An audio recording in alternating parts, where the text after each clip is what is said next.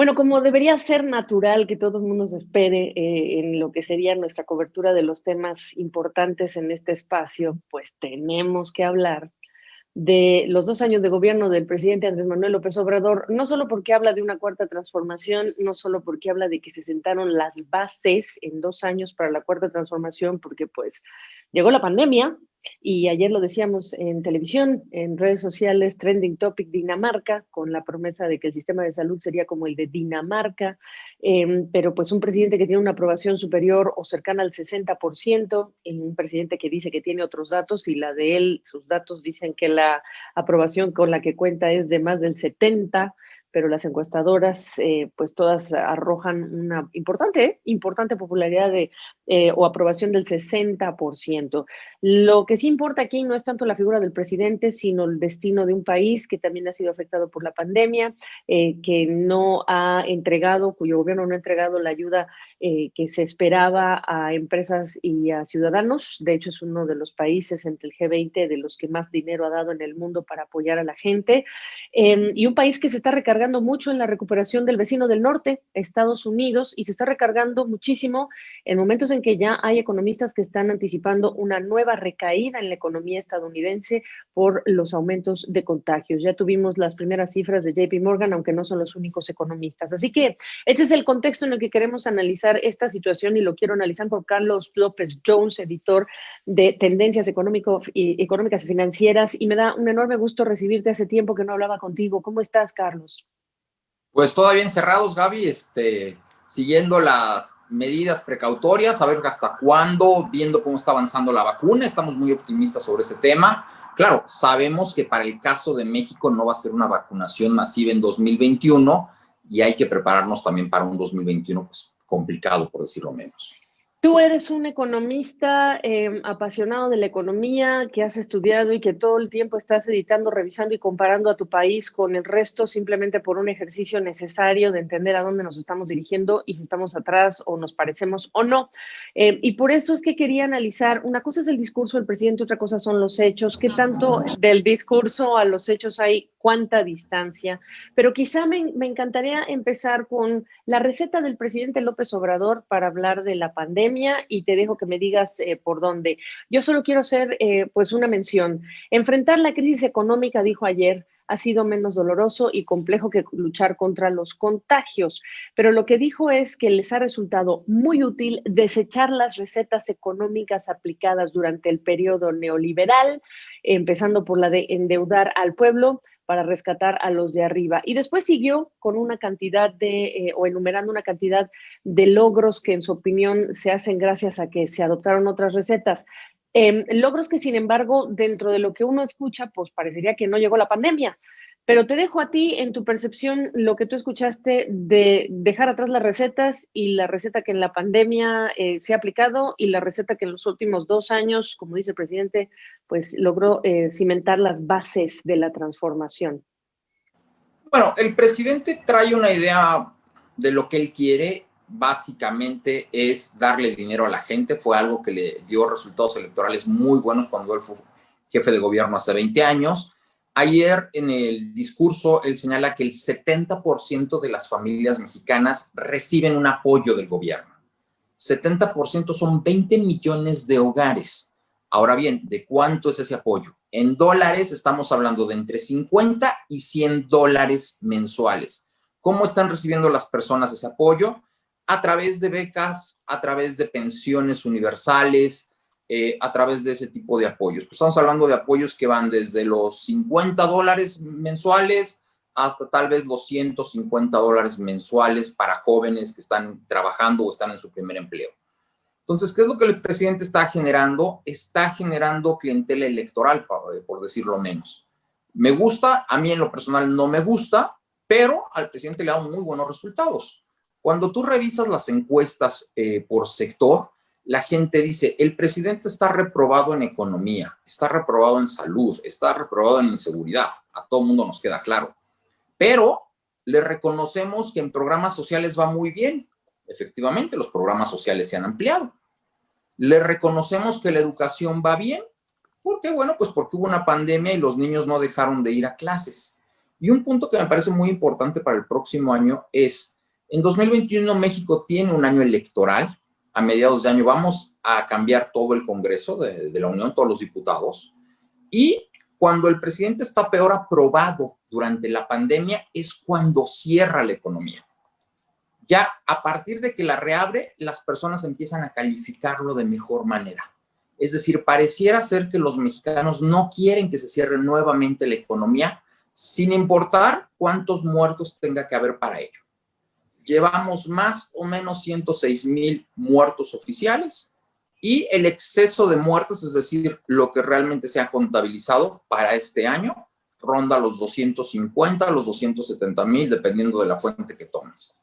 Entonces, sí, hay un muy mal manejo sanitario de esta pandemia, pero la gente prefiere que se abra la economía a estar otra vez encerrados. Y eso, bueno, pues en año electoral a un presidente que lo que está buscando es renovar la Cámara a su favor, pues me parece que esa va a ser la directriz. ¿Qué vimos el día de ayer? O más bien, ¿qué no vimos? No vimos ataques a los conservadores, a los neoliberales, a los fifís, a los medios. Es algo bueno. ¿Qué no vimos ayer? No vimos autocrítica. El presidente dijo, tengo 100 compromisos y he cumplido 97. Cuando revisas eso, pues es obvio que no los ha cumplido. Te pongo un par que me parecen importantes. Hay uno que señala que se va a apoyar a las energías renovables. Bueno, lo cierto es que eso no ha sucedido. Se cancelaron las subastas eléctricas, se han cancelado cualquier cantidad de permisos para generar energías renovables en la Comisión Reguladora de Energía y bueno, no hemos visto eso. Y el otro compromiso importante es que el presidente dijo, ya no va a haber más presidencialismo. El presidente no va a tener nuevamente el poder que tenía antaño. Y lo que hemos visto en 2 años es que el presidente nuevamente retoma el poder que el presidente había dejado de tener en los últimos 20 años.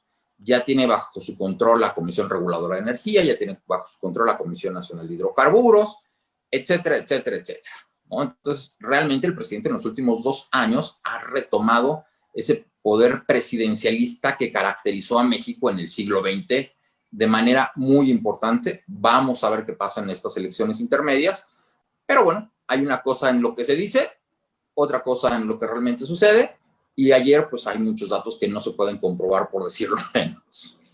Datos y caras y vidas que no están consignadas en ese discurso, entre ellos la cantidad de personas que van a caer en la pobreza, la precarización del trabajo. A mí me sorprendió el optimismo con el que está prometiendo que para en marzo, él dice pienso, no dijo prometo, pero pienso, y aunque no sea promesa y lo piense, de cualquier manera la cifra no indica qué hay detrás de la cifra. En marzo dijo lograremos alcanzar de nuevo los 20,613,536, así de específico, puestos de trabajo que tenía registrados el IMSS, el Instituto Mexicano de Seguro Social, antes de la pandemia. ¿Y qué hay de la precarización del empleo? Nadie está hablando de cuánto alcanza y a quién le alcanza y a cuántos les alcanza pues la canasta básica.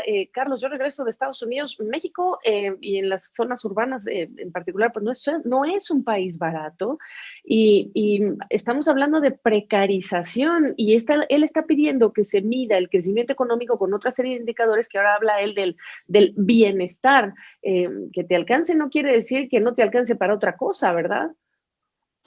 Ahí hay que tener mucho cuidado. El presidente lleva 18 años diciéndole a los mexicanos que México es un país pobre. No hay forma de decir que México es un país pobre. México está catalogado, porque así lo es, como un país de ingreso medio y además medio alto, alrededor de $10,000 del PIB per cápita. Entonces, México no es un país pobre. El presidente ayer dice, uno de los mayores logros ante la pandemia es que las personas tuvieron para comer. Perdón, pero un país de ingreso medio alto como México no aspira a solamente tener para comer.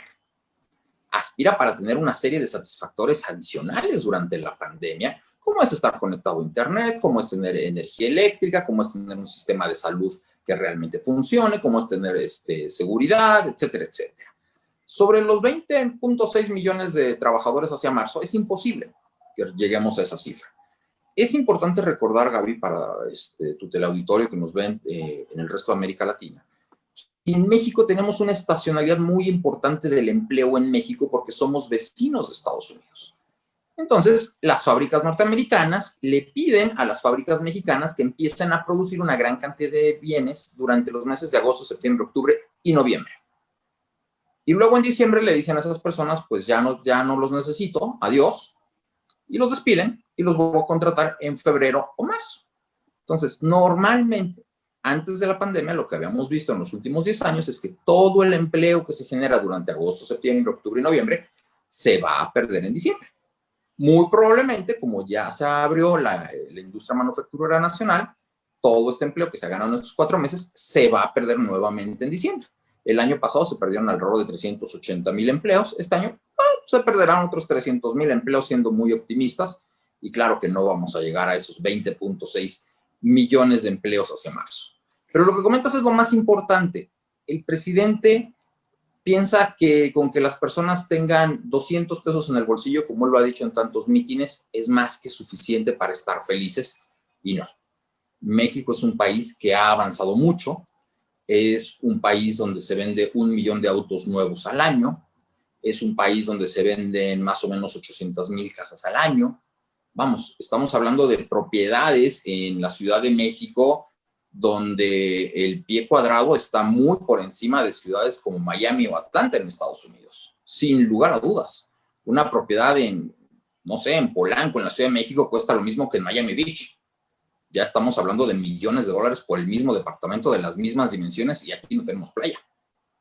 Entonces, México no es un país pobre. Al presidente le ha dado muchos votos, mucha aprobación el decir que México es un país pobre y bueno, pues está tratando al país pobre como él decide. Dice, bueno, pues si ya las personas tuvieron para comer, era más que suficiente. No, no es suficiente. Me preocupas y además porque empezaste esta conversación con tu servidor hablando de la cantidad de apoyos que se están dando y pues es como un monedero, ¿verdad? No es como que tengamos un banco y no es como que tengamos una línea que nos diga que va a garantizar que estas familias sigan recibiendo estos estipendios cuando tú sabes que ha echado mano de muchas cosas el presidente, entre ellas los fideicomisos. Y pues no hay nada dura para siempre, ¿verdad? Pero en el tema de las familias recibiendo pues estipendios, no. Me preocupa que no vincula el presidente la realidad mexicana con el sector privado, me preocupa muchísimo cuando tenemos como prólogo los anuncios de las nuevas inversiones que se hicieron pues un día antes, el día lunes. En lo que queda claro es que quien manda es el gobierno y quienes van a mandar y quienes son las preferidas y consentidas rompiendo todos los criterios de monopólicos y de cambios de reglas, pues siendo Pemex y la Comisión Federal de Electricidad. Y te lo junto así, en bruto, ¿no? Porque pues tú muy bien sabes que ningún gobierno puede solo, pero un gobierno que pues no le pegó en el discurso recientemente al sector privado, pero que se la pasa pegándole en el discurso, imponiendo muchas cosas que quizá no tienen sentido económico, práctico, pero sí ideológico, pues no garantiza que el presidente va a poder mantener su promesa por 6 años de seguir aliviando a las familias, Carlos. Y ese no es mi interés es cómo facilitas que las empresas creen empleos. A mí me preocupa que tenemos en el gobierno gente que no ha creado un solo empleo, que no sabe qué significa crear un empleo, lo que representa la destrucción de empleos y recuperar esos empleos en una economía con alto grado de informalidad, Carlos. Aquí hay varios puntos. El primero es, México no es un país pobre, México es un país cuyo presupuesto federal es de 300,000 millones de dólares anuales, 300 billion. Y más o menos lo que se está dedicando a las familias en México ronda entre los 12,000 y los 24,000 millones de dólares, 12 a 24 billones de dólares. Entonces estamos hablando de un presupuesto que realmente se le está destinando entre 4 y 8% para estos apoyos. ¿Qué sigue a futuro para el tercero y cuarto año de gobierno? Para el tercer año de gobierno, bueno, pues viene un rebote y eso va a ayudar a que efectivamente pues los días que no se abrieron en 2020, en 2021 se abran y finalmente tengamos una creación positiva de empleos en el próximo año. Pero no van a ser suficientes para hacerle frente a la caída de este año, como tampoco va a ser suficiente el crecimiento de la economía de 2021 para compensar lo que caímos en 2020. Lamentablemente, el no haber pedido dinero prestado, lo único que va a hacer es que se retrase la recuperación de la economía nacional en los próximos años en México. Es una muy mala noticia para México, pero es producto de lo que señalas. Estos mensajes continuos contra la inversión privada, lo único que ha provocado es que la inversión fija bruta, es decir, cuánto invierten los empresarios en productos para generar nuevos empleos, se haya derrumbado. Te doy un ejemplo. Construcción, que depende mucho del mercado interno, ha caído un 20% en lo que va del año, y a pesar de que se abrió desde el mes de julio a agosto por considerarse un sector prioritario, precisamente porque genera mucho empleo, bueno, pues desde octubre no ha crecido. Llevamos ya 2 meses sin crecimiento mensual cuando deberíamos de estar creciendo en ese sector tan importante. ¿Qué sectores sí están creciendo en México? Bueno, pues las manufacturas, porque esas dependen de los pedidos norteamericanos. Pero, por ejemplo, cuando ves, México es un gran productor de autos. Somos de los más importantes a nivel mundial. Producimos más o menos 3 millones de autos. De esos, más o menos 500, 600 mil se quedan en México y importamos otros 300 mil y vendemos 1 millón de autos. Para este año, la venta de autos está deprimida, hacia 700 mil autos. Pero la buena noticia es que la producción para Estados Unidos ya está por encima de los niveles mensuales de octubre del año pasado, por ejemplo. Entonces, ahí tienes 2 velocidades y te muestra claramente cómo tienes un mercado externo que está ayudando a México, y esto va a ayudar a los estados del norte del país nuevamente, y un mercado interno que se te está rezagando muchísimo. Y un presidente que no entiende que además de comprar alimentos, los mexicanos quieren y necesitan comprar otros alimentos, y que además la producción de alimentos nos genera el PIB mexicano en el sector primario es del 5%, no da más. Claro, ahí vive el 20% de la población. Ya cuando vives el 5 entre el 20, pues te das cuenta de que es una situación muy precaria en muchos casos, y que sí hay que apoyarlos, pero que también hay que sacarlos de esa zona. Hay que pasarlos del sector primario al sector secundario y luego al sector servicios para mejorar sus ingresos. El presidente ni siquiera alcanza a dimensionar eso. Perdón que te interrumpa, porque lo que sí mencionó fueron los precios de garantía, que tú ya sabes que este ha sido un experimento que no ha tenido ni dado los mejores resultados en años pasados, pero que él llegó a proponerlo como una solución y casi que pareciera la solución permanente, y parece que no está entendiendo cuáles son los límites, perdóname. Es que el presidente ha estado proponiendo soluciones que vimos en 1970, hace 50 años. Hacer del petróleo la palanca del desarrollo, construir nuevas refinerías, los precios de garantía. Una acción que me parece terrible es deforestar selvas para poner bosques maderables o bosques frutales, cuando ya queda demostrado a nivel mundial que eso daña terriblemente al planeta, y bueno, eso es lo que se está llevando a cabo. Poner carreteras vecinales cuando deberíamos estar creando nuevas comunidades más grandes para evitar esas pequeñas concentraciones de 20, 30 familias y crear concentraciones de 2,000, 3,000 familias que nos permitan tener economías a escala, que nos permitan industrializar servicios, etcétera, etcétera, ¿no? Entonces, aquí lo que tenemos es un presidente con soluciones de 1970 para una realidad del 2020. Y el trauma que en el discurso se refleja como algo que se presume que podemos decir que no se endeudó al país. De hecho, se habla de no endeudar ahora por la pandemia, se habla de austeridad, no solamente austeridad para el país, dice, sin entender pues cuáles son los efectos de cortar, porque a veces dejas de cortar grasa y cortas músculo, como se ha dicho en muchos años o se decía antes, pero además hablando de la austeridad, incluso él, ya no nos trasladamos desde que ganamos la presidencia en un coche, nos trasladamos en un coche normal, es decir, lo que decide subrayar de la forma de vida austera de él, pues a mí no me importaría si se tratara del Papa, pero pues estás hablando del presidente de un país de ingreso medio, como acabas de decir, y luego habla de la cantidad de dinero que se ha ahorrado en compras y contratos, reduciendo el robo de combustible, el huachicol, y habla del robo de combustible, pero se le está olvidando todo el tema de la inseguridad, lo que le cuesta al sector privado. Ya no hablemos de cómo va septiembre, cómo va octubre, cómo va noviembre, y cómo esta crisis económica, Carlos, también puede detonar unas consecuencias sociales gravísimas que se pueden traducir, como en otras crisis en México, en aumento de índices delictivos. Bueno, ahí yo soy un poco más optimista, si se puede ser optimista en ese sentido. Yo no creo que vayamos hacia un tema delictivo. Sí creo que vamos a una pauperización del ingreso.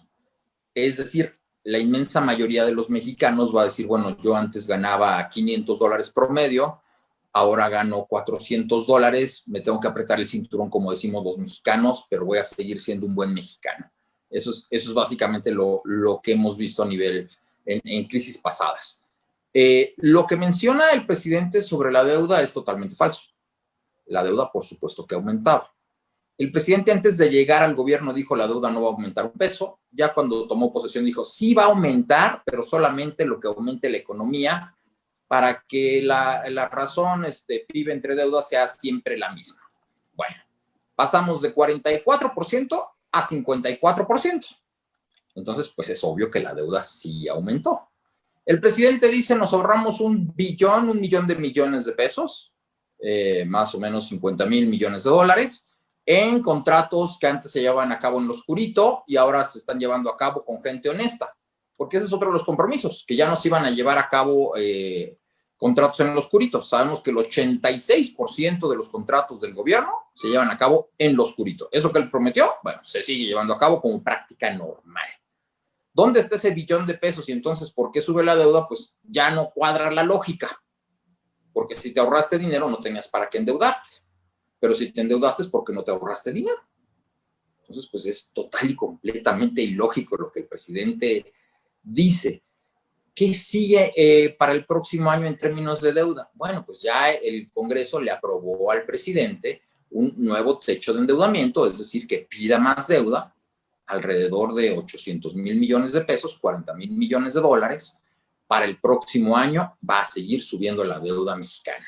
Un problema grave es que como las tasas a nivel mundial están siendo muy bajas, alrededor del 0%, 1%, el bono mexicano paga 2,5% y en México la tasa está sobre 4,5%, pues la Secretaría de Hacienda está colocando deuda en el exterior, lo que llamamos deuda externa, y nos estamos quedando sin ingresos del gobierno, sobre todo en dólares. Ahí va a tener un problema importante.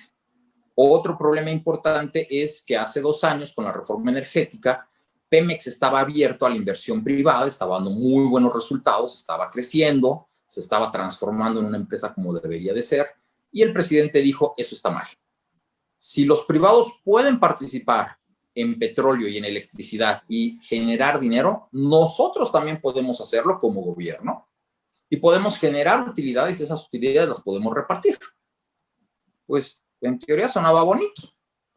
A 2 años lo que hemos visto es que el gobierno es un pésimo administrador, no tiene tecnología de punta, no tiene los recursos suficientes y entonces en lugar de generar utilidades has generado pérdidas.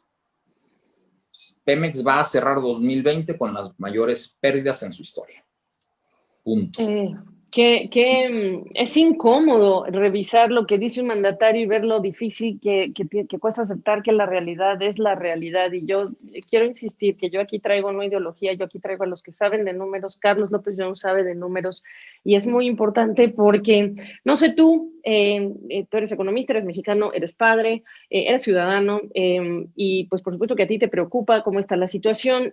Preguntarte el outsourcing, que también no se ha mencionado, no recuerdo si lo mencionó en el discurso, pero tú sabes que es un tema de estos días, que si se elimina o que si no se elimina, en medio del tema de la precarización, entendiendo que sí hay empresas y ha habido abuso brutal y hay que corregir esos abusos en todo tipo, pero no es lo mismo corregir un abuso con bisturí que corregir un abuso a machetazo, quitando una opción que le funciona a muchas empresas y que ha sido socorrida en todo el mundo, preguntarte un poquito más sobre la precarización del empleo, que es una parte importante, y recordarle a la gente de qué tamaño es el empleo formal hasta antes de la pandemia y cuál va a ser la consecuencia por la pandemia y lo que se ayudó o no se ayudó. Bueno, México es una población de 130 millones de habitantes, más o menos nuestra población económicamente activa, lo que se llama la PEA, ronda los 55 millones, y ahí ya tenemos varios formatos de empleo.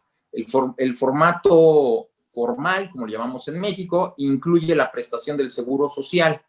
Esto es, entre trabajador y empleador pagan para que las personas y sus familias puedan acceder a hospitales donde además de pagarse las consultas, se pagan los tratamientos, las medicinas, operaciones y lo que haga falta.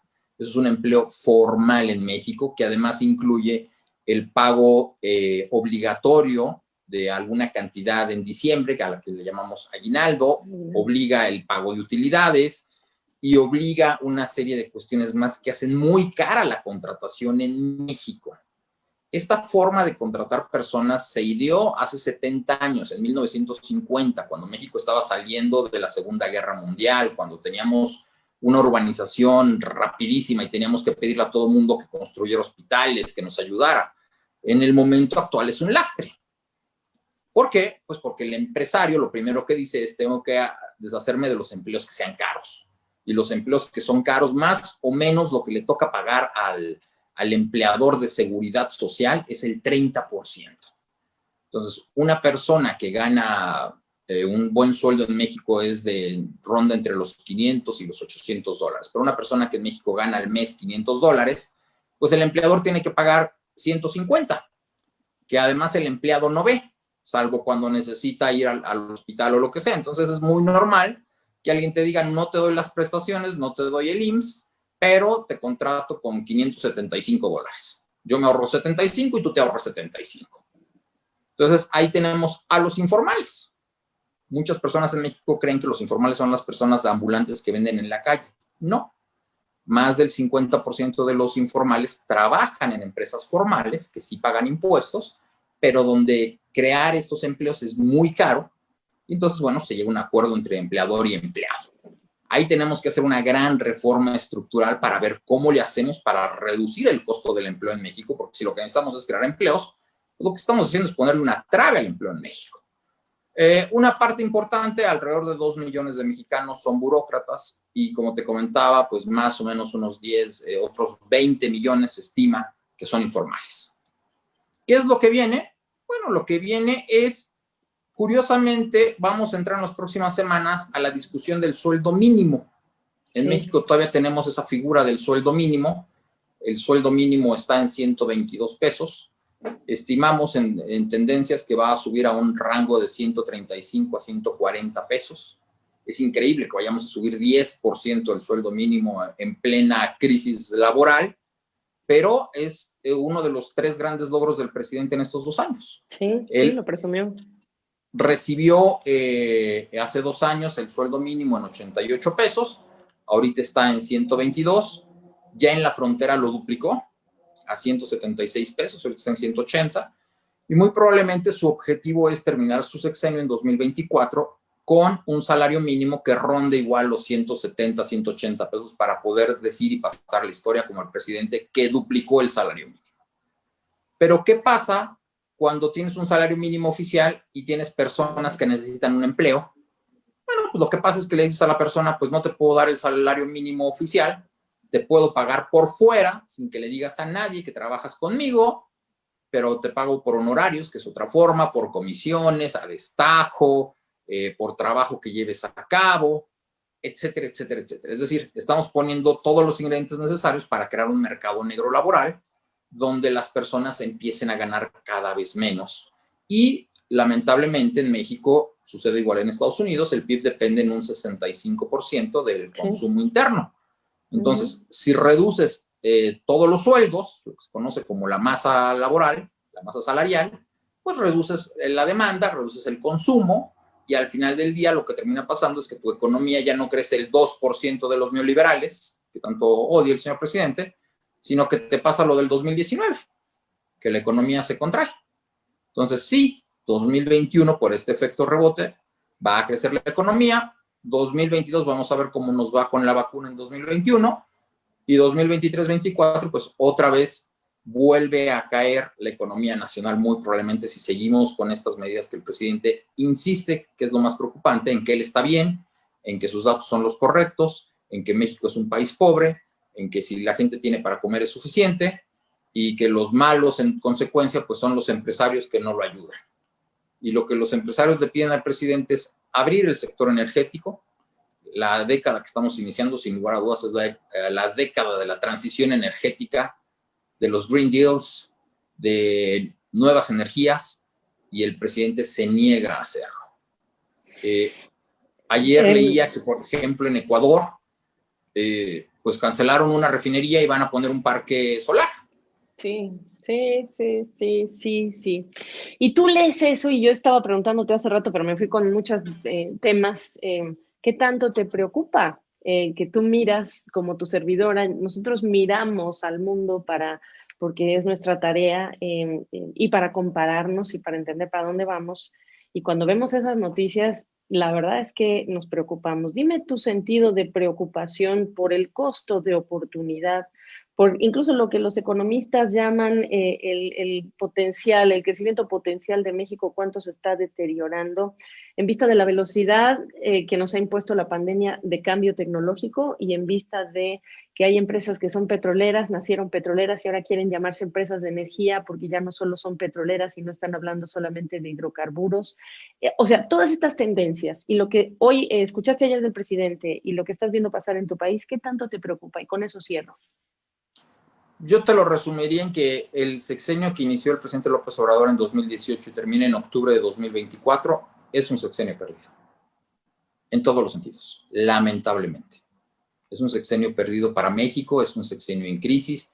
Además, es un sexenio en el que van a nacer por lo menos 9 o 10 millones de mexicanos. Es un sexenio en el que por lo menos 6 millones de mexicanos se van a integrar a esta población económicamente activa. Y es un sexenio perdido en el que los empleos de la inmensa mayoría se van a mantener iguales, mientras que la inflación va a rondar en términos sexenales alrededor de 24 o 25%, entonces el poder adquisitivo que se va a perder en el sexenio es de un 25%. Nos faltaba mucho. Yo no puedo decir que México era un paraíso, ni que éramos Dinamarca, ni mucho menos, pero íbamos bastante bien. Si revisas, por ejemplo, los objetivos del milenio, México era de los países que muy probablemente los iba a cumplir. Más o menos de los 130 millones de habitantes que tiene México, de acuerdo con la medición mexicana, 9 millones vivían en pobreza extrema. Ahora puede ser que lleguemos a 14, a 15 o a 16. De acuerdo con Banco Mundial, que es 1.9 dólares diarios, la medición ronda entre los 5 y los 6 millones, pero era muy probable que al final de esta década, en 2030, hubiera desaparecido la pobreza extrema en México porque estaban haciendo bien las cosas. Ahora esas metas ya no se van a cumplir. Uno. Dos, el Acuerdo de París, donde nos comprometemos a que el 35% de nuestra electricidad en 2025 y 40% en 2030 sea renovable, desde hoy te lo digo, no se va a cumplir. Y lamentablemente es algo muy curioso de la economía mexicana. El gobierno es dueño de la empresa petrolera y de la empresa de electricidad. Entonces, teníamos todo para fusionar a las dos empresas y crear una sola empresa de energía buscando el futuro, que le dijera adiós al petróleo, que invirtiera en hidrógeno verde, como lo están haciendo muchos de nuestros socios comerciales, y tener una gran cantidad de energía eléctrica. Si lo vemos, si nos comparamos con otros países, estamos al nivel de Marruecos, que le exporta energía eléctrica a España. Bueno, pues México tiene una gran cantidad de territorio que le puede exportar una gran cantidad de energía a Estados Unidos. Y lo que va a pasar es al revés. Estados Unidos nos va a exportar energía eléctrica a México o, en el peor de los casos, México se va a quedar sin energía para hacer nuevos desarrollos residenciales, para que entren nuevas industrias. Las personas que nos escuchan a lo mejor no saben, pero hacia 1970, 1980, en México no se podían construir nuevas colonias, no se podían hacer nuevos desarrollos porque no había electricidad. Las empresas no podían ampliar su capacidad de producción porque no había suficiente acometida de electricidad. Es muy probable que eso nos pase este sexenio. Y claro, que empecemos con apagones focalizados. Ya el año pasado tuvimos importantes en la península de Yucatán porque no había capacidad suficiente. Y bueno, es probable que en los próximos años sigamos con este problema. Lamentablemente, el gobierno no ha entendido, y eso hay que señalarlo, que su trabajo es poner las piezas suficientes para que la iniciativa privada ponga la inversión necesaria. El presidente lo dijo hace un par de semanas. Yo soy servidor público. Me debo a las empresas públicas, hablando de CFE y de Pemex. Mi trabajo no es apoyar a las empresas privadas. Bueno, a partir de ahí, pues ya entendemos que la situación no pinta nada bien en lo que resta del sexenio. Dicho sea de paso, empresas públicas que si no estuviera el soberano interviniendo, quizás serían empresas formalmente quebradas fuera del mercado, que estarían buscando un socio o que estarían peleando en la corte cómo pagarle a sus acreedores. Si el mundo se manejara en esas empresas públicas como pues se maneja en otras, en lo que toca al mundo de las empresas, ¿no? Carlos López Jones, me apena mucho que este sea el resumen que tenemos que entregar a nuestra audiencia, teleauditorio, pero me sirve mucho que sea pues así de descriptivo, porque estamos en un momento que no hay vuelta atrás, que ni siquiera terminando con las vacunas, con la pandemia, vamos a regresar a lo que conocíamos era nuestra realidad. Y tampoco podemos pensar que la vacuna va a ser el principio del fin de nuestros desafíos económicos, porque cuando haya la vacuna, habrá que ver cuánto más se concentra la autoridad en resolver eso que dejó la pandemia en cuanto a colapso económico. Te agradezco muchísimo tu tiempo, porque fue mucho, y toda esta perspectiva que nos das con las cifras para dimensionar cómo está México en relación con el mundo. Muchísimas gracias a ti, Gaby. Pues estamos en contacto. Sí, lamentablemente la situación no pinta nada bien para México, pero bueno, hay que tomar decisiones, hay que ser precavido y hay que ver qué decisiones tomamos tomando en cuenta este escenario. Exactamente. Buen día.